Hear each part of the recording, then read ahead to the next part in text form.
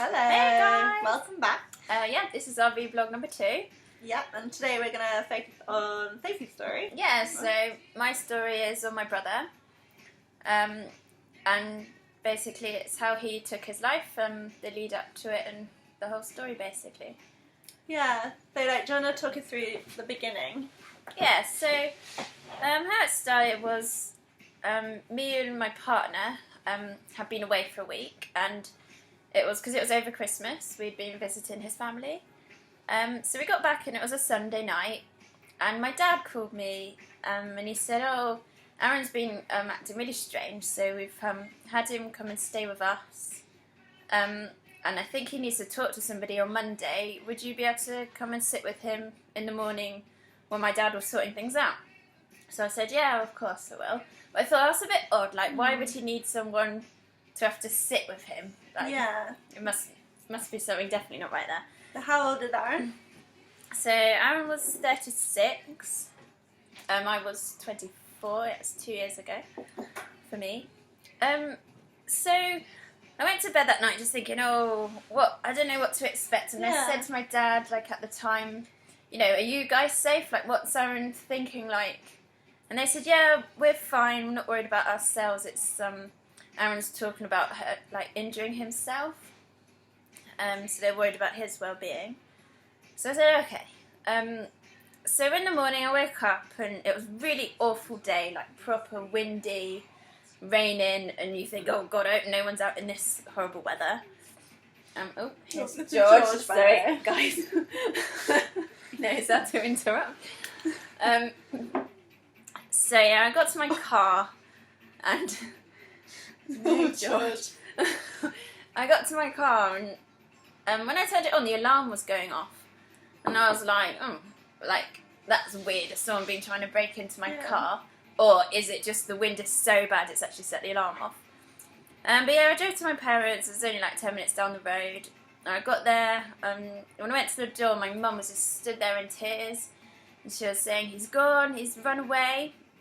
I was thinking, what are you talking about?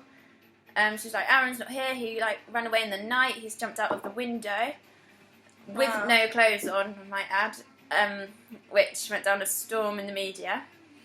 That's one of the things I really hate, actually, how it was like, oh, man jumps out a window naked. Because when you first heard about, did you feel like, is this even real? Like, how did it feel? Totally surreal. I remember just sitting there at my parents' house, and the police were there trying to take a statement from my parents. My mum was just an absolute bitch. She could hardly speak. And my dad was doing really well, talking to the police, telling them exactly what happened. Obviously, they don't know the exact time he jumped out the window, but he definitely jumped out because the bedroom door was closed and the window was wide open. And actually outside on the grass, you can see where he landed. You can see 2 footprints. It was really weird. And those footprints actually stayed there for probably a couple of weeks. Every time I went round to my parents, it was kind of weirdly a slight comfort to see, that's his imprint. Part of him still there. Yeah, kind of. So strange. So basically, there was a massive search party for him. There was helicopters, everything going on. This went on for about 3 to 4 weeks of us just searching for a missing man, basically. And So do you want to tell us how the media kind of portrayed it? Because I remember you called me and were like, Aaron's gone missing.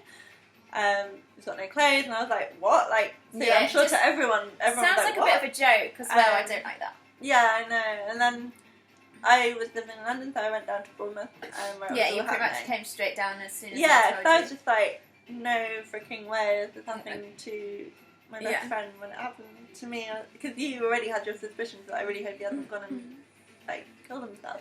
Thing is, he was he'd been saying to my mum the day before, I want to go down to the sea, I'm going to be going down there, and just talking strangely about it. And on the day he disappeared, that night before, he was saying to my mum, oh, today's the day. And my mum's going, what do you mean today? She's like, yeah, today's Sunday, tomorrow will be Monday. And he was like, yeah, but today's the day. But obviously she didn't know what he was talking about, and he just wasn't making sense. He was saying he was hearing strange voices, people were telling him things, but he wouldn't tell my parents exactly what he was hearing. And was this quite a new thing, or did you know that Aaron had heard voices before, or was this the first time? Never known. And I'd love to know. Love to know. But this is the first time he told us that he was hearing voices. It was just that weekend it happened. Yeah. Everyone was in total shock.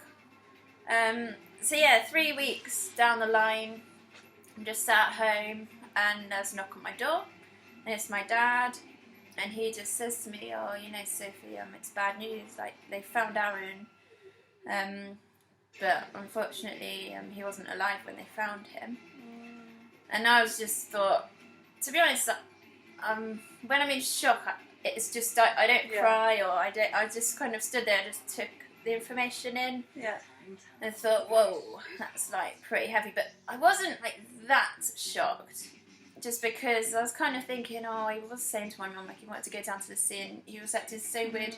And I was like massively hoping he was just hiding out somewhere. Yeah. I remember like we wrote little cards like saying missing man, and we printed pictures of Aaron out, and we put them around your whole neighbourhood. So during that 3 weeks, it must have been quite agonising for you and your family. Like the papers were like, "Have you seen this man?" And yeah, my parents had to go on telly, like asking him to come home, or if anybody knew where he was, to let them know. And we were getting people to look in their gardens, like, and I was continuously thinking like, oh, I'll be sat at Mum and Dad's and Aaron will just walk in and be like, "Oh, hi," you know. And and then you get him help afterwards.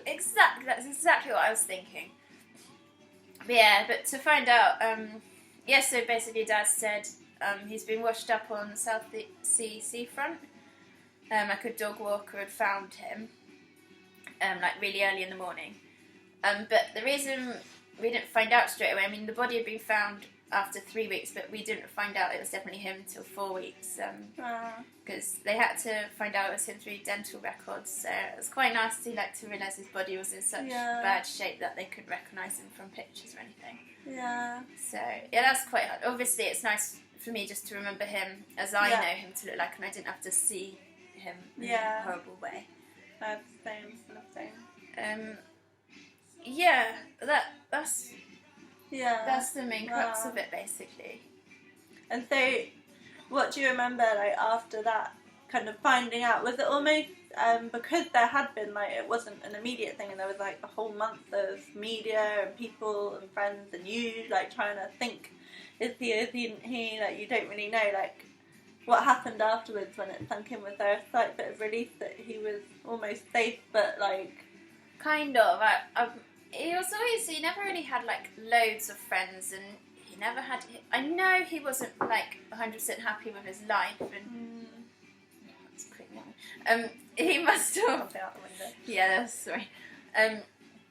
He must have been depressed thinking about it now, but at the time it was just like, oh, he's my brother. He's a bit odd. He was a bit quiet. He didn't really like tell you exactly how he was feeling. Yeah. Which does make me think, you know, was he hearing voices all this time and not told us because it didn't get bad enough for him to get so scared?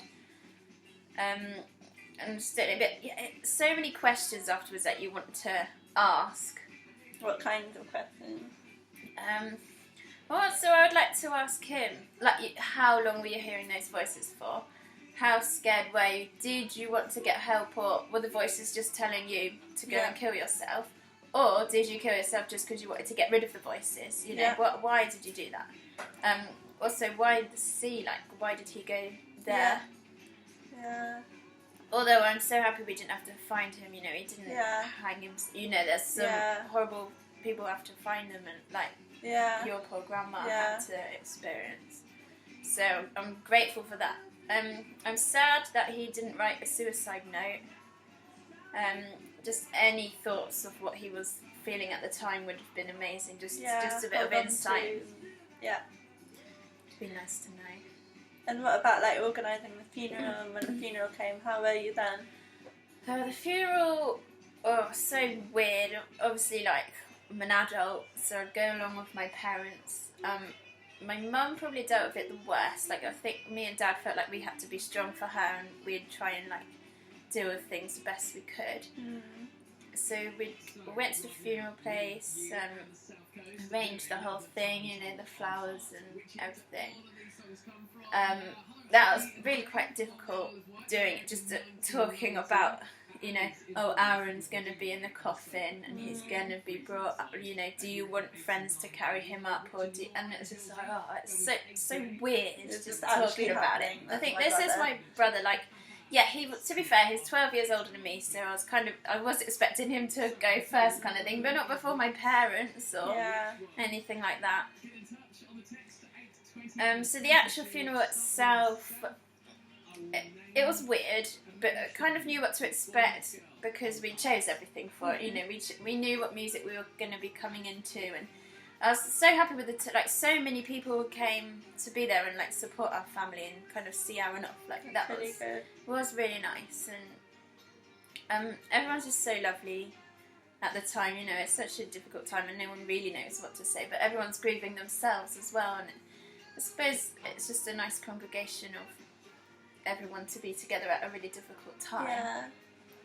But another one, it just felt so surreal again. It's just every moment you go through, every stage, you just think, this is not my brother's funeral I'm currently sat here in the front row at. Yeah. You know? I felt that as well. Especially if like you've had an alright life, life is life, and you just go about your life, and then boom, you don't like expect something. to go through these experiences, and the way, I mean, suicide is just a really cruel death, really, for the family and friends to try and comprehend and understand it. And where would you say, like, it's been 2 years, where are you at now with it and processing it? Now I think I've come to terms with it now. It's probably only recent that's happened now. But I still have times, obviously, like, I think about him every single day, like you would. You dream about him, don't you, sometimes? I haven't had one in a while, but the best, oh my god, it's amazing when you get to dream about him. Like, I miss his voice, just the way and the other day I actually found a video where he was meant to be taking a picture, but he videoed it by mistake. And so you could hear him just go, okay, I've done it now, and then it turned off. But it's just those words, like, I haven't heard him talk for so long. Yeah. That's so nice, and like, I love looking back at pictures. I try and make it a nice experience, really. I've got videos of him doing karaoke as well, where he's a little bit drunk, and it's funny, and he was really silly, and it kind of gives you a bit of what he was like. Try to remember what he was like. So I lived with him for quite a few years as well. Like, once we moved out from the parents, he ended up moving in with me, and we lived together for a couple of years then. So I really knew him well. But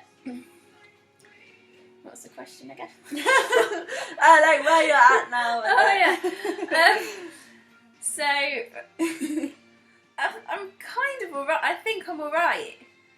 But I go in through stages, don't you, where sometimes you feel fine and some days you don't feel fine, and I might just hear a song and then it'll just make me cry, and I just really miss him, you know, just miss that person, and the thought of not being able to see him ever again, or, you know, I've just moved house and it'd be lovely for him to come, and, you know, I want to know his opinion on things and see what he likes, what he doesn't like, or what we'd have a laugh about. And I miss, like, when we had our first Christmas without him, and normally really hard. We would take the mick out of my mum because she stresses over the Christmas dinner, and it was just, he wasn't there for me to have a joke with or have a laugh about and take the mick out of the parents, and you miss them with silly things.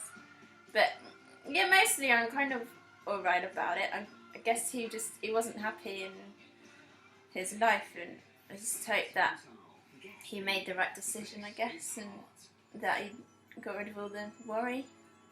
That's the way I kind of have to think about it to feel right about it. Yeah, like that they're at peace. And but I guess, like, you've decided to do something like this now because you want to kind of stay, like... Yeah, it's so, it's much more in the media now, and people are talking about it so much more, and so I thought it'd be good to get our stories out. And yeah, as you can see, it's not that easy for us to talk about, but hopefully it will get easier as we talk about it. And yeah, we want other people to follow in our footsteps, I guess, and be able to watch us talking about it, and so they can then talk to their friends about Definitely. It's got to be a normal thing to talk about now. Yeah, it has to be. Otherwise, people aren't going to get the help they need. Like, that's both the people that are thinking about suicide and the people that are grieving those. They won't ever get the chance to grieve properly. Like, our friends are so scared of, like, saying the wrong thing or... Which I totally get, because I would be like that. I wouldn't know how to speak to a friend about it, apart from you, because that's why a bit unique situation here. That we've both been through it, and such graphic, horrible suicides that they were, and sudden, and a month of hell of waiting and knowing, like...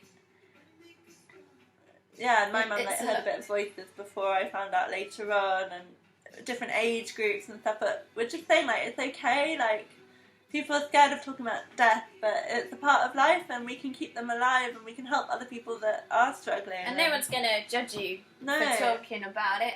It's just, I think if you brought it up yourself, your friends are going to find it easier to talk. They're not going to want to bring it up. It's a bit tricky, but I encourage them to.